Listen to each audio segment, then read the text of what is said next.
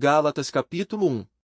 Eu, Paulo, apóstolo, nomeado não por um grupo de pessoas, nem por alguma autoridade humana, mas pelo próprio Jesus Cristo e por Deus, o Pai, que ressuscitou Jesus dos mortos, escrevo esta carta, com todos os irmãos que estão comigo, às igrejas da Galácia. Que Deus, o Pai, e nosso Senhor Jesus Cristo lhes dêem graça e paz. Jesus entregou sua vida por nossos pecados, a fim de nos resgatar deste mundo mau, conforme Deus, nosso Pai, havia planejado. Toda a glória a Deus para todo sempre. Amém. Admiro-me que vocês estejam se afastando tão depressa daquele que os chamou para si por meio da graça de Cristo. Vocês estão seguindo um caminho diferente que se faz passar pelas boas novas, mas que não são boas novas de maneira nenhuma. Estão sendo perturbados por aqueles que distorcem deliberadamente as boas novas de Cristo. Que seja amaldiçoado qualquer um, incluindo nós, ou mesmo um anjo do céu, que anunciar boas novas diferentes das que nós lhes anunciamos. Repito o que disse antes, se alguém anunciar boas novas diferentes das que vocês receberam, que seja amaldiçoado. Acaso estou tentando conquistar a aprovação das pessoas? Ou será que procuro a aprovação de Deus? Se meu objetivo fosse agradar as pessoas, não seria servo de Cristo. Irmãos, quero que vocês entendam que a mensagem das boas novas por mim anunciada não provém do raciocínio humano. Não a recebi de fonte humana, e ninguém a ensinou a mim. Ao contrário, eu a recebi por revelação de Jesus Cristo. Vocês sabem como eu era quando seguia a religião judaica, como perseguia com violência a Igreja de Deus. Não medi esforços para destruí-la. Superava muitos dos judeus de minha geração, sendo extremamente zeloso pelas tradições de meus antepassados. Contudo, ainda antes de eu nascer, Deus me escolheu e me chamou por sua graça.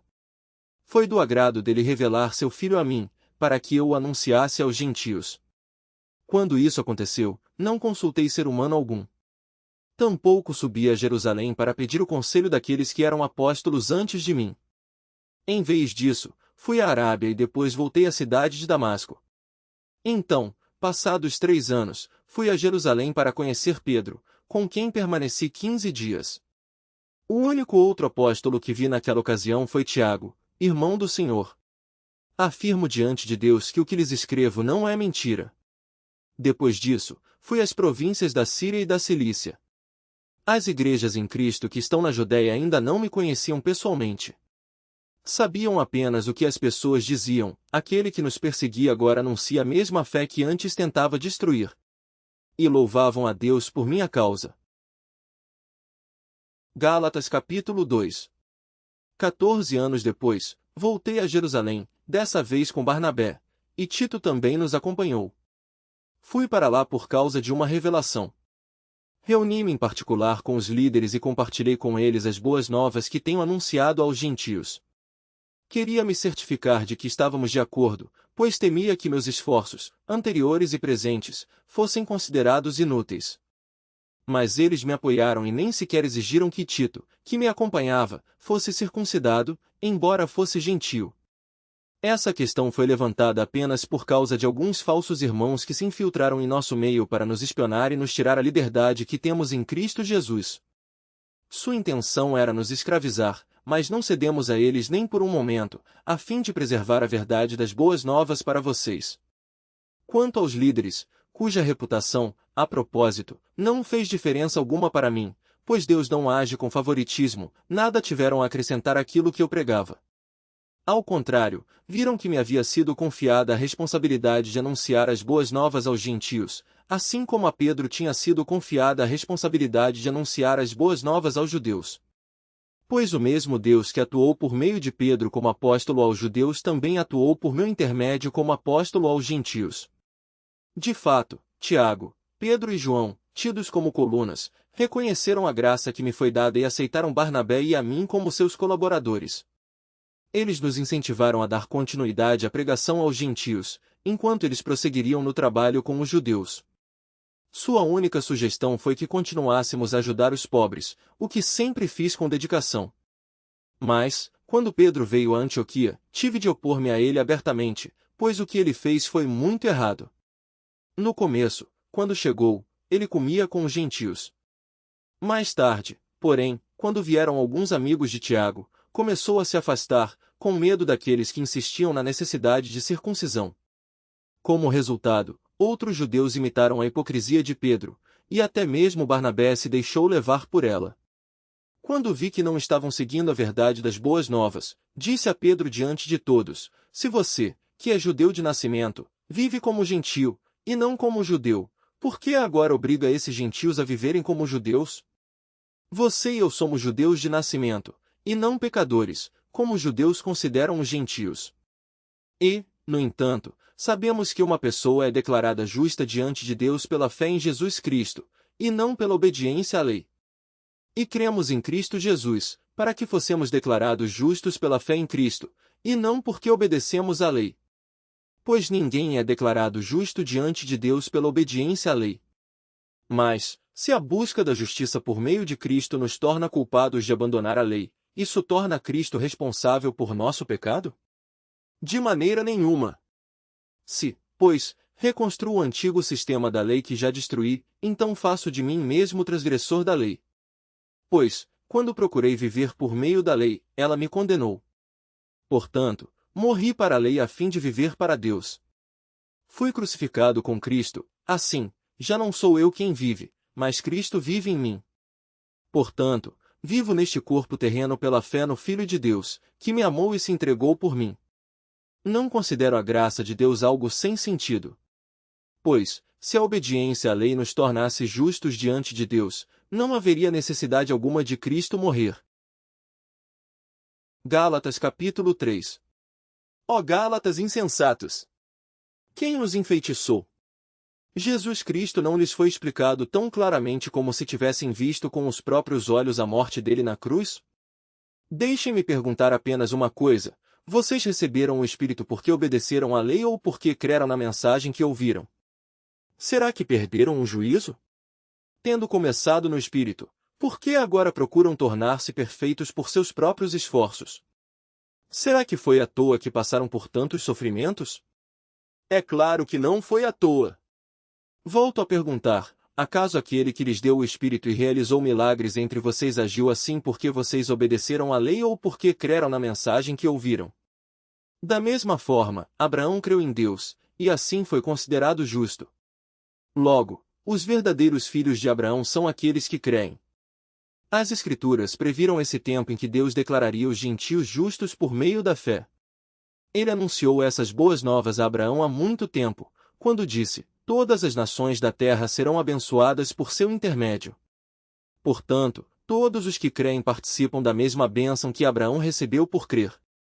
Contudo, os que confiam na lei para serem declarados justos estão sob maldição, pois as Escrituras dizem: maldito quem não se mantiver obediente a tudo o que está escrito no livro da lei. É evidente, portanto, que ninguém pode ser declarado justo diante de Deus pela lei. Pois as Escrituras dizem: o justo viverá pela fé. A lei, porém, não é baseada na fé, pois diz: quem obedece à lei viverá por ela. Mas Cristo nos resgatou da maldição pronunciada pela lei, tomando sobre si a maldição por nossas ofensas. Pois as Escrituras dizem: maldito todo aquele que é pendurado no madeiro. Por meio de Cristo Jesus, os gentios foram abençoados com a mesma bênção de Abraão, para que recebêssemos, pela fé, o Espírito prometido. Irmãos, apresento-lhes um exemplo da vida diária. Ninguém pode anular ou fazer acréscimos a uma aliança irrevogável. Pois bem, Deus fez a promessa a Abraão e a seu descendente. Observem que as Escrituras não dizem a seus descendentes, como se fosse uma referência a muitos, mas sim a seu descendente, isto é, Cristo. É isto que quero dizer: a lei, que veio 430 anos depois, não pode anular a aliança que Deus estabeleceu com Abraão, pois nesse caso a promessa seria quebrada. Portanto, se a herança pudesse ser recebida pela obediência à lei, ela não viria pela aceitação da promessa. No entanto, Deus, em sua bondade, a concedeu a Abraão como promessa. Qual era, então, o propósito da lei? Ela foi acrescentada à promessa para mostrar às pessoas seus pecados. Mas a lei deveria durar apenas até a vinda do descendente prometido. Por meio de anjos, a lei foi entregue a um mediador. O mediador, porém, só é necessário quando dois ou mais precisam chegar a um acordo, e Deus é um só. Existe, portanto, algum conflito entre a lei e as promessas de Deus? De maneira nenhuma. Se a lei fosse capaz de nos conceder nova vida, seríamos declarados justos pela obediência a ela. Mas as Escrituras afirmam que somos todos prisioneiros do pecado, de modo que nós, os que cremos, recebemos a promessa de libertação apenas pela fé em Jesus Cristo. Antes que o caminho da fé se tornasse disponível, fomos colocados sob a custódia da lei e mantidos sob a sua guarda, até que essa fé fosse revelada. Em outras palavras, a lei foi nosso guardião até a vinda de Cristo, ela nos protegeu até que, por meio da fé, pudéssemos ser declarados justos. Agora que veio o caminho da fé, não precisamos mais da lei como guardião. Pois todos vocês são filhos de Deus por meio da fé em Cristo Jesus. Todos que foram unidos com Cristo no batismo se revestiram de Cristo. Não há mais judeu nem gentio, escravo nem livre, homem nem mulher, pois todos vocês são um em Cristo Jesus. E agora que pertencem a Cristo, são verdadeiros filhos de Abraão, herdeiros dele segundo a promessa de Deus. Gálatas capítulo 4. Portanto, pensem da seguinte forma: enquanto não atingir a idade adequada, o herdeiro não está numa posição muito melhor que a de um escravo, apesar de ser dono de todos os bens. Deve obedecer a seus tutores e administradores até a idade determinada por seu pai. O mesmo acontecia conosco. Éramos como crianças, éramos escravos dos princípios básicos deste mundo. Mas, quando chegou o tempo certo, Deus enviou seu Filho, nascido de uma mulher e sob a lei. Assim o fez para resgatar a nós que estávamos sob a lei, a fim de nos adotar como seus filhos. E, porque nós somos seus filhos, Deus enviou ao nosso coração o Espírito de seu Filho, e por meio dele clamamos: Abba, Pai. Agora você já não é escravo, mas filho de Deus.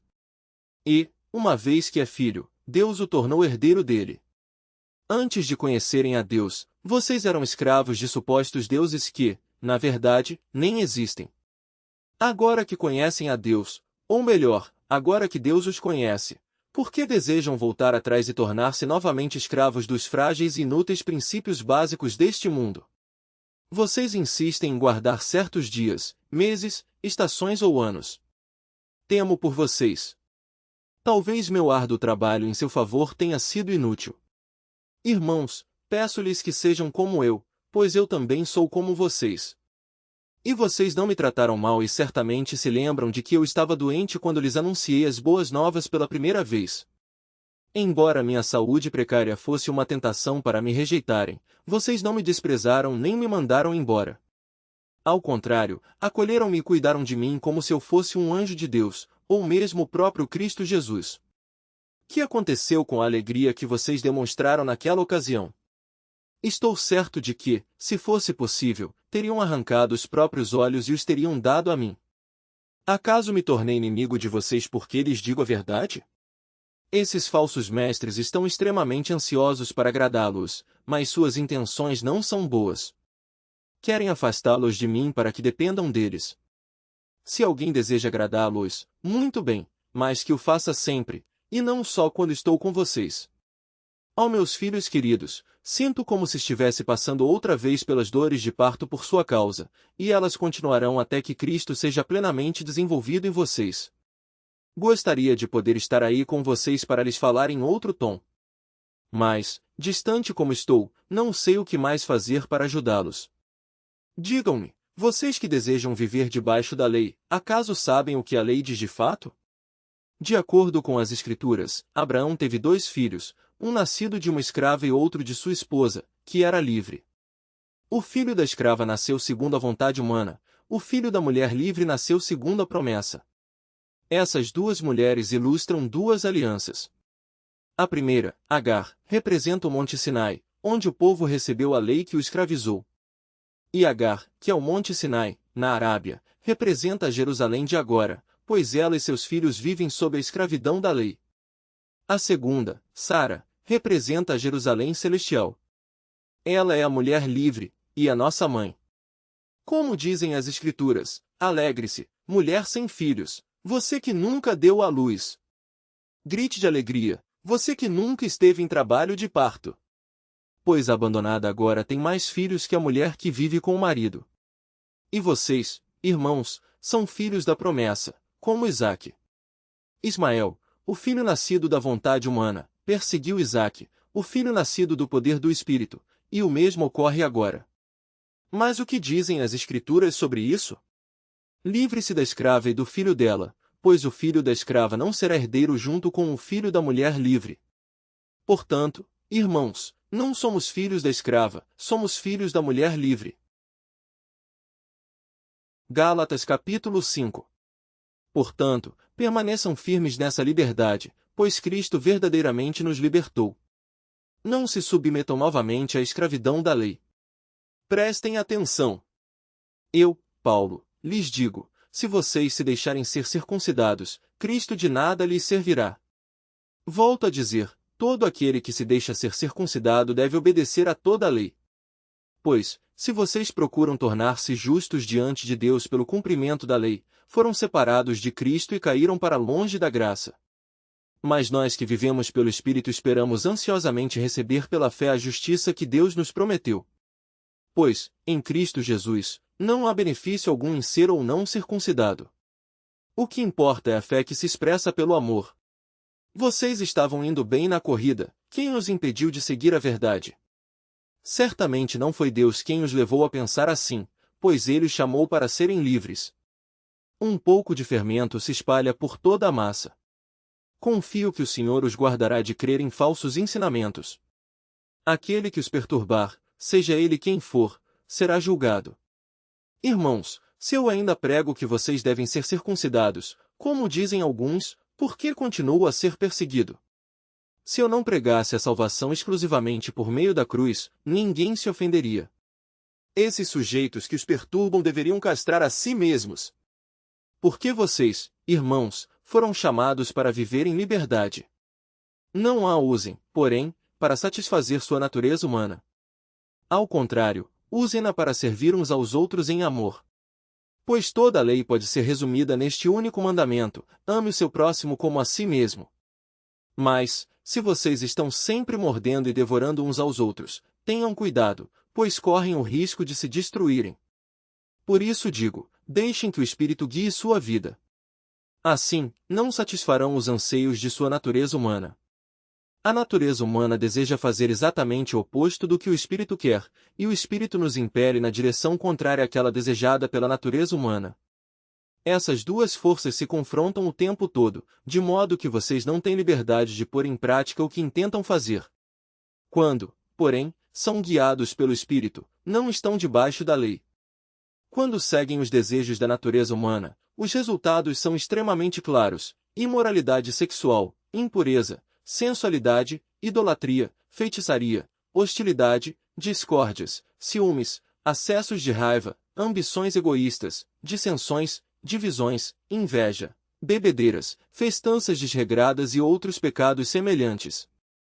Repito o que disse antes: quem pratica essas coisas não herdará o reino de Deus. Mas o Espírito produz este fruto: amor, alegria, paz, paciência, amabilidade, bondade, fidelidade, mansidão e domínio próprio. Não há lei contra essas coisas.